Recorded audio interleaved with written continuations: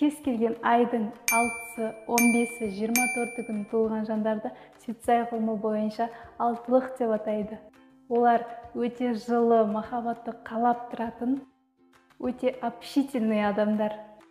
Шын мәнінде бұл кісілер өте ақылды жандар. Эмоция деген 100%. Егер эмоцияңыз плюста болса, онда бағаналы бері айтып жатқан дүниелердің бәрі сіздің бойыңызда бар. Ал егер эмоцияңыз минуста болса, онда ол сізді күйзеліске түсіреді. Содан кейін бұрында сіздерді ренжіткен адамдарды есіңізге алып, кек қайтару жайлы ойлана бастайсыздар.